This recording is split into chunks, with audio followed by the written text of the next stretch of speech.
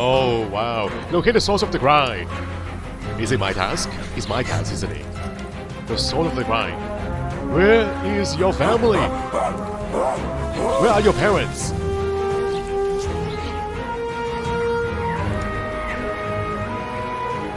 Where, guys? I'm looking this way. Are they here? Oh! Oh, I see them now. Oh! There he is. Only one. Does he have a hotspot? Hold on. Oh! And click on him. Oh. We better do something now. We have to free him. Free the baby.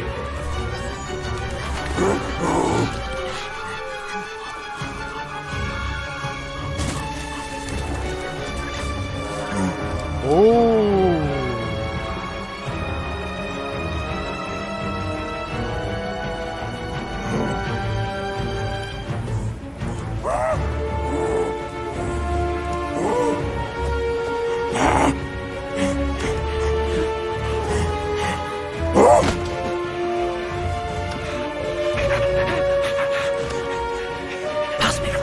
Must be the Gorn's mother. If we give it back, she'll probably leave. And deprive us of an adult specimen? Are you mad? All right, Mama. Look at the size of her burger. Wound her, and we'll never get her back alive. Who said we need her alive? They can't all be live specimens, can they? No!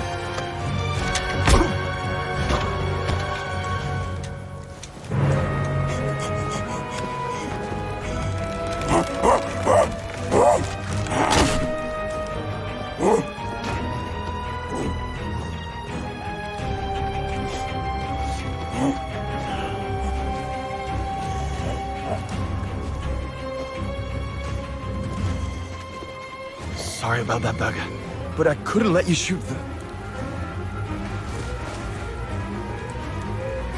Reinhard, you all right? Is he dead? Why?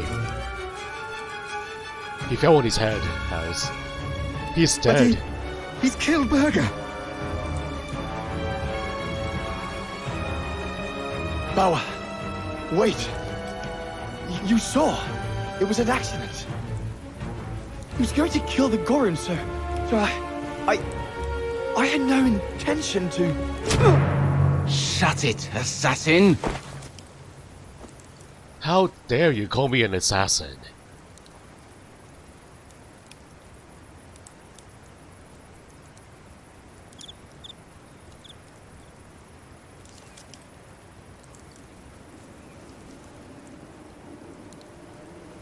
You did the right thing, Leon. My head.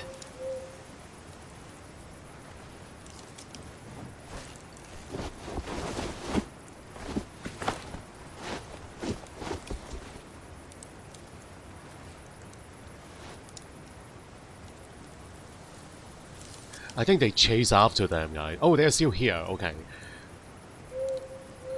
What do we do?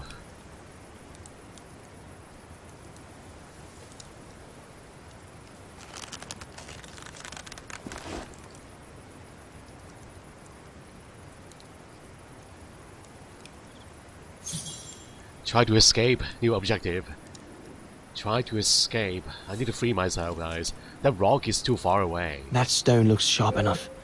If I can reach it, maybe I can cut myself free. That is too far away. Can I actually reach the rock? Extend my leg? I don't think so, guys. Oh. And almost reach it though. Soup. We can't let him starve to death. Bastard doesn't deserve food. Typical Right. horse, eh? Always the good Samaritan. It was you! I saw your letter. I read your letter. Oh, wait. It wasn't you. Hold on. I don't know who is who here, guys. Aren't you afraid I was going to run for it? You are the good one. They intend to hand you over to the authorities in Kantar for the murder of Reinhard Berger. doesn't surprise me. I came across a letter from Bauer that made me the scapegoat for everything that's gone wrong. Bauer had been planning this for some time now. Well, that's not how it's going to be. I don't agree with what you did. But you don't deserve what Bauer and Jaeger intend for you. Which one is Bauer? Which one of those two? You must pretend to be tied up. Wait for them to fall asleep. Then take your gear and get as far away from here as possible. Hear me? Thank you, my friend. Yes, but what?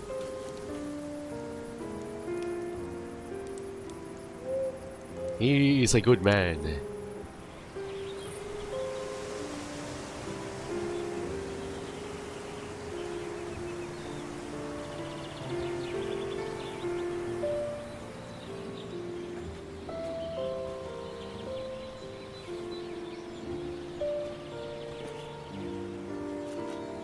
So there you have the full story, my darling Dana. I don't know what will become of me, where my escape will lead me over the coming weeks, or what my life of a murderer on the run will be like.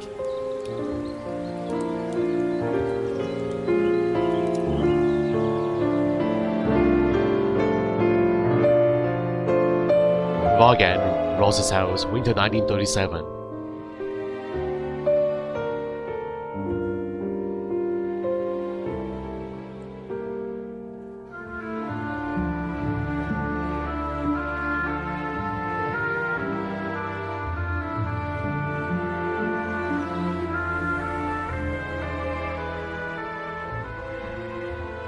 But always remember that my love for you is as strong as ever, and that my greatest desire is to hold you in my arms.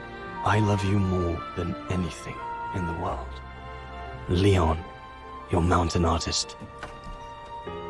Dana! Oh my goodness! Dana! What's wrong, Puppet? Lena, come, quick!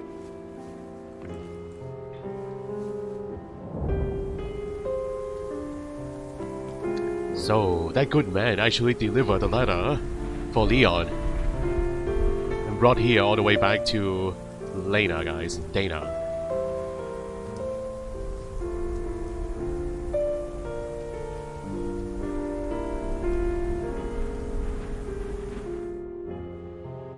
Dear Diary, so much has happened since I received Leon's letter a few days ago.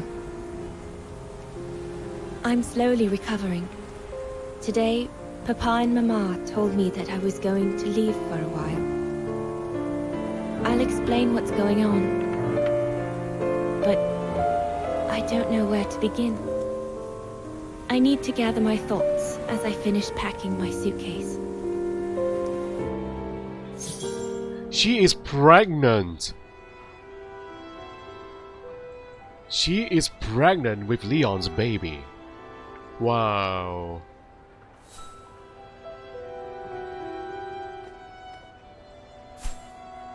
Finish preparing your suitcase. Pack the sanatorium brochure. Pack the photo of your parents. Pack your cough medicine. Why are we heading to a sanatorium? A place for recovery, guys. It's for people to recover their health and their emotional distress, right? A place to relax one's body and soul. That's what a sanatorium is.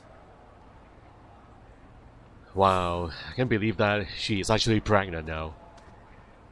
So is that Dana's mother?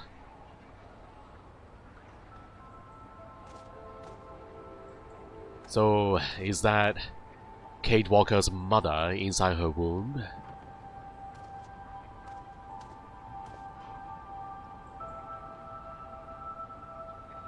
I can't believe Leon is on the run, all alone in those mountains in the middle of winter.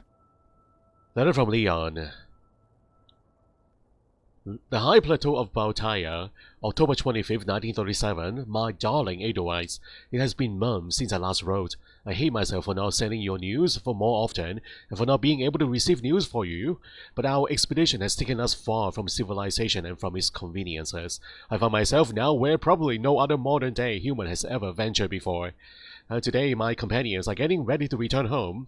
I regret to inform you that I won't be able to go back to Europe with my fellow survivors. Something bad happened during the expedition. I, no doubt, am partly to blame. So here in these frightful mountains I shall remain for some time more. You will probably hear them say all sorts of things about me. Not very pretty things, I would imagine. Nevertheless, I would like you to know my version of the events. I hope that these lines, scribbled off in a hurry, will allow you to understand what happened and that your feelings for me will remain intact. Next page. Second page. Once we had cleared away the unavoidable logistical and administrative matters, the origin expedition left behind Kantar, the capital of Baltaya, as well as any trace of civilization. And after hard days of hiking, we set up our base camp on the threshold of a high valley where rhododendrons grew. All the witnesses seemed to concur, and this was where the Goron, the famous man of the mountains, was most frequently sighted. Our Sherpas did not want to linger, and were clearly utterly terrified at the thought that might encounter humanity's missing link. Origin scientists were on a mission to capture a Goron and bring it back to Europe. The Brown Shadow, our wealthy benefactor, intended to boast to the international scientific community about its extraordinary discovery. As you know, several members of our group were entirely in agreement with his line of thinking. Others simply saw it as a generous and accommodating sponsor. Above all, we all share a love of science and were not bothered by the fact that it sometimes required us to make some nauseating compromises. For weeks on end, we explored every mountain and valley around camp to no avail. There was not a single Goron in sight.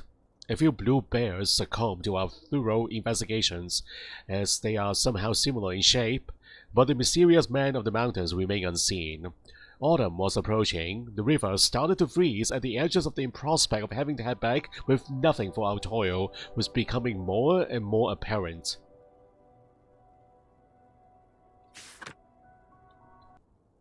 The joyful banter of the first weeks was no more. The men were becoming moody and tense, especially our chief, Reinhard Berger.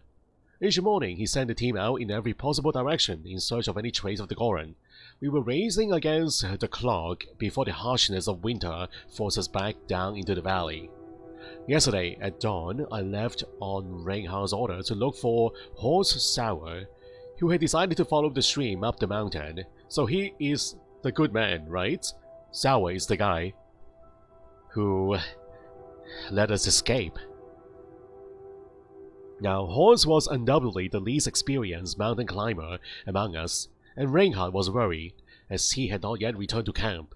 I eventually found him quite high up, at a fork in the stream on the islet, covered in everything the water had swept up. Horst pointed at the pile of sticks from which I could occasionally hear something, or rather someone, wailing over the noise of the bubbling stream. We could not believe our eyes. It was not quite human, not quite animal either. Its shape and fur looked just like the accounts we had gathered. It would appear Horst had found what we were looking for, the infamous Goron, the abominable snowman to some, and the ghost of the Baltaya Mountains to others. I told my friend he should immediately go inform the rest of the expedition while trying to reach the tiny creature tangled up in the mountain in the middle of an island. Getting to the creature was quite a trial, but I will spare you the details, because we experienced this firsthand. Its leg was seriously injured or wounded. I attempted to secure it in a makeshift brace, and the creature finally accepted my help after I gave it a cracker. I then tried to bring it back to shore. It was a young specimen, my darling Dana, almost like a child, and as soon as we made eye contact, I knew this was a creature endowed with reason, some sort of primitive hominid. When my companions joined me, I immediately sensed we did not share the same point of view. They seemed blinded by the discovery. They couldn't see the individual. It was clear the young Goron wasn't a person in their eyes, just a subject of full study. In their excitement, they seemed to lose all common sense. It was quite a challenge to calm them down and convince them the little creature needed food and medical attention. We eventually brought it back to camp, where I worked on repairing its fracture and dressing its wounds. I even managed to feed it some hardtack with jam. Night was falling. For a while, my companions appeared to be treating the little Goran with some degree of clemency, and had agreed to a battery of tests to be inflicted upon it could wait until the following day. And that evening, we all joyfully raised our glasses to the occasion. Reinhard Berger had hidden a few bottles of champagne and schnapps in the bottom of our trunks just for the occasion. Around midnight, our small prisoner began to moan. It was a long and painful whine that echoed off the cliffs all around. We were tired from the events of the day. Some of us had knocked back quite a few and were not prepared to listen to screeching cries just as we were about to turn in for the night. We walked over to the cage. Reinhard Berger tried to calm the Goran down, but to no avail. He was threatening to get it when a booming growl rang out from the depths of the rocks, answering the young Goran's cry. A huge shape of what indeed appeared to be the adult Goran sliced across the moonlight and walked menacingly toward us. It clearly intended to free its skin. I advised my friends to clear the way and let this towering creature, probably the infant's mother, go by. We all know how powerful maternal instinct can be. Alas, Reinhard was not the same opinion. He grabbed a rifle. Our expedition would be considered a success whether the Goran was dead or alive. Without so much as a second thought, I jumped on him right when he was about to pull the trigger and tackle him to the ground so that the powerful anthropoid, who saw us as a mere obstacle between her and her son, would not trample him. Mother Goran destroyed the cage in the blink of an eye. Raking the bamboo bars like they were made of straw, she grabbed her infant and vanished from sight. I stood up, but Reinhard Berger did not budge. He was lying on the ground, dead. When he fell, the unfortunate buggers had hit a rock, and it was my fault he was dead. As far as my friends could see, I was not trying to protect him from the Goran, but on the contrary, trying to keep him from shooting her. That is correct. That is the truth. My dear Dana, I must admit that both these thoughts crossed my mind simultaneously. For a split second, I considered the Goran to be a human being, a primitive one, but certainly not a wild animal, one who kills without hesitation. As you may have guessed, Sauer, Jagger, and Bauer disagreed. As they saw it, I was a person who irresponsibly murdered their leader, and they intended to hand me over to the authorities in Kanta once we came down from the valley. They were so vehemently upset with me. I quickly understood they were incapable of mercy or understanding. They pulled me away from the group and tied me to a tree, and after they buried Reinhard, my once-upon-a-time friends decided to put an end to our gruesome adventure as quickly as possible. They apparently wanted to leave straight away the next morning. Horst Sauer is to thank for me writing to you this letter today, and he told me he was bringing me food and took the opportunity to untie my hands. And I can only imagine the bond we had created over the past weeks prevailed, and perhaps he felt the same way I did about the Gorans and their human-like qualities. I honestly do not know. I slipped away in the dark without further ado while they were sleeping. So there you have the full story, my darling Dana. I don't know what will become of me, and where my escape will lead me over the coming weeks, or what my life of a murderer on the run will be like. But always remember that my love for you is as strong as ever, and that my greatest desire is to hold you in my arms. I love you more than anything in the world, and my greatest wish is to hold you in my arms again. Leon, your mountain artist. A name that we chose for him, guys. Mountain artist.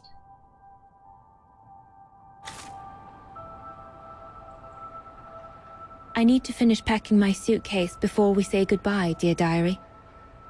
We are heading to a sanatorium. That scientist I met at the refuge, Horst Sauer, he brought me the letter after his return from Baltayar. So he is indeed a good friend.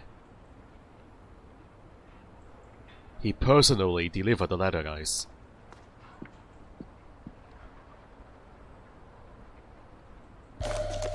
Embroider handkerchief. DR. Dana Ross.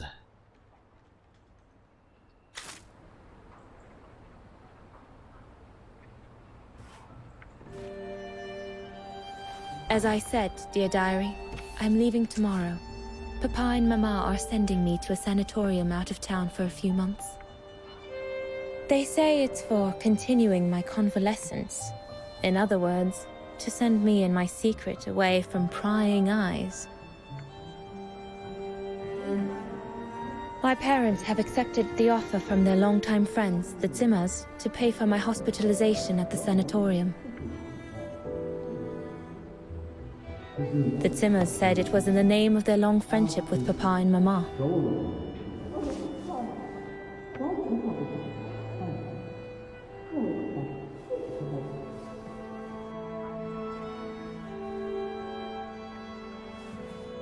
But I think they feel bad that they can afford to flee Wagen in the Brown Shadow, whereas Mama and Papa can't.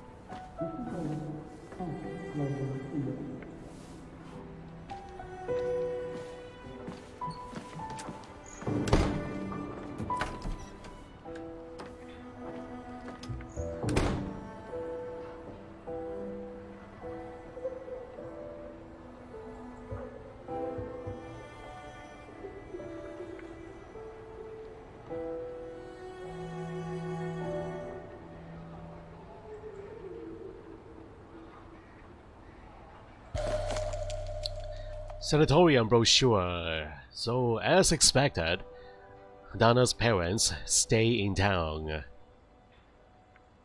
And I think they perished during the conflict.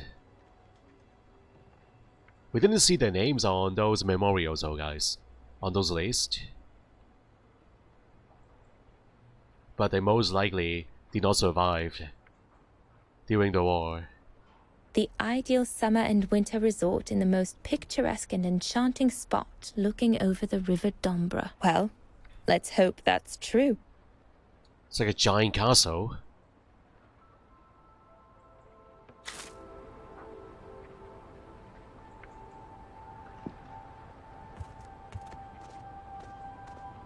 I was planning to give up all my old toys and dolls. But now I guess I'm going to need them in a few years.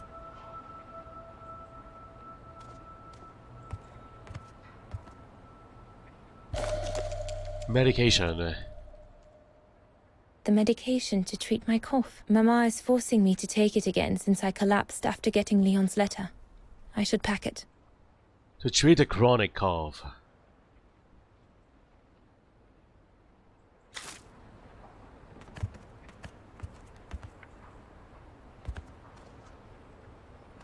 So my suitcase on the bed.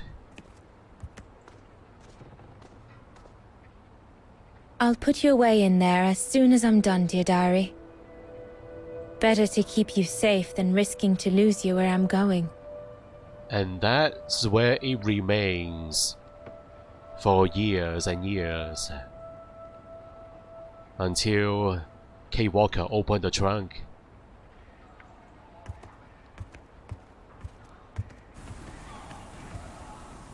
Papa and Mama have locked me up in here since they discovered my condition. I'm going to miss playing the piano while I'm away, let alone going to the academy. Your condition? You mean your pregnancy?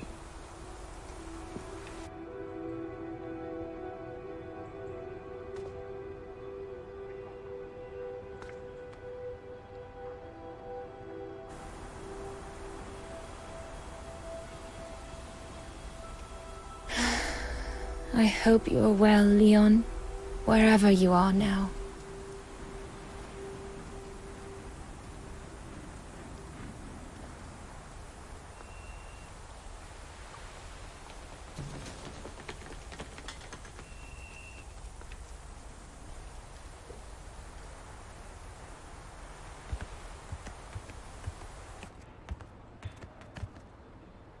Can exit the room? There are 2 exit doors, so just like the floors below.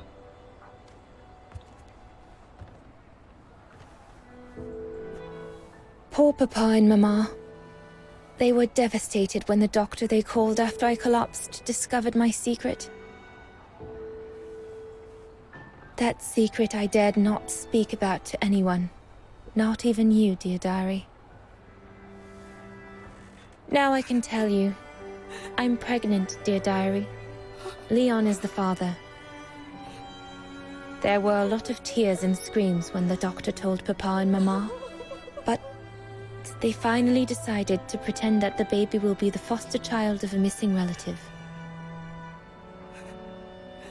I know everyone expects me to feel guilty, but I can't help thinking of names.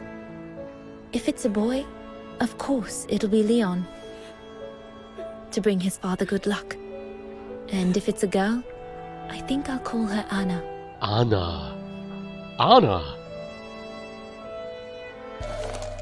Anna. Papa and Mama picture of the parents, guys. She would call her child Anna. Wow. Okay, so part of the reason why they sent her away is because they want to keep her pregnancy a secret, guys. They don't want to let anyone else know about this. Now, suitcase. I'm almost done here. I just need to add my medicine and the brochure Hertzimmer gave Papa and Mama. Oh, and a little souvenir of them would be nice. Okay, so that's our last step here, guys. And I also noticed this note here. You guys remember this note? The gear wheel puzzle. Junta inspired me, I guess. Aha. Now that I think about it, Junta had more influence on me than I thought. And I'll write myself reminders as she suggested. A clue to the chess puzzle, the chess log.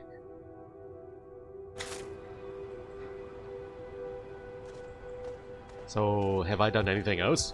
Let me try leaving the room. It's late. I shouldn't roam about in the house. I guess not. But this connects back to the staircase, to the bottom floors.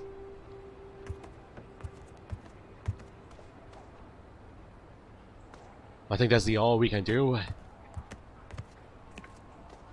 It's time to finish up packing our suitcase.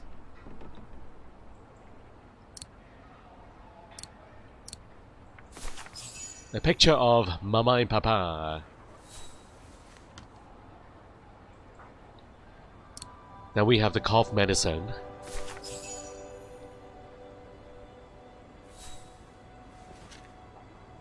And finally, the sanatorium brochure.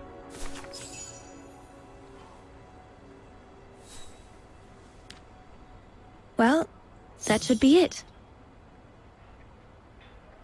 Close your suitcase. And lock it securely. Just in case. All I need to do now is to conclude my diary entry and hide it somewhere safe with Leon's letter. Yeah, we're gonna hide it in the trunk. And then with the special lock.